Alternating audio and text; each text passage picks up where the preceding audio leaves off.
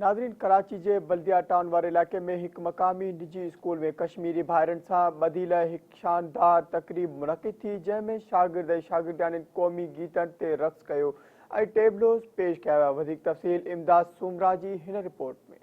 जी नाज़रीन, असां इन वक्त मौजूद आहियूं कराची के इलाके बल्दिया टाउन में, जिते एक स्कूल निजी स्कूल पारां जेको आहे सो तकरीब मुनक़िद कई वई। जॾहिं त हिन स्कूल में जेको आहे कश्मीरी भाइरनि सां एके जे लाइ जेका सो एक तकरीब मुनक़िद कई वई। अचो त उन्हनि उस्तादनि तोड़े शागिर्दनि जेके उन्हनि खां पुछूं था उन्हनि जो छा मौक़िफ़ आहे। कश्मीर का मुस्तकबिल भी बच्चे हैं और पाकिस्तान का मुस्तकबिल बच्चे हैं।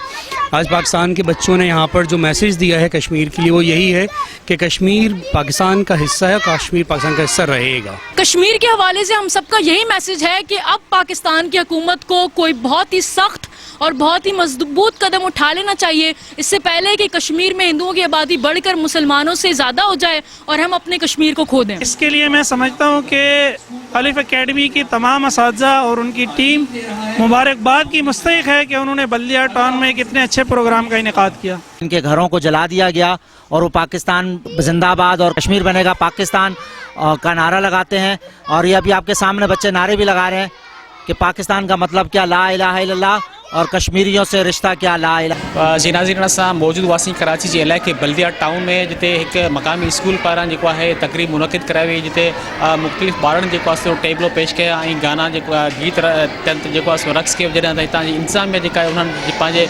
मौक़िफ़ जो इज़हार कयो। जॾहिं त हिन स्कूल में जेको आहे सो केतिरा ई ॿारड़ा जेको आहे सो दाख़िल आहिनि। जॾहिं त हिननि जो मौक़िफ़ हुयो त बल्दिया टाउन में जेको आहे सो हीउ पहिरियों स्कूल आहे जिते जेको आहे सो बहितरीन तइलीम जेको आहे सो ॿारनि खे ॾी। जॾहिं त हिन वक़्तु जेको आहे सो केतिरा ई जेको आहे सो ॿार हिन स्कूल में जेको आहे सो दाख़िला लाइ अची रहिया आहिनि। कैमरामैन ज़ुबैर सां गॾु इमदाद सूमरा, धरती TV न्यूज़, कराची।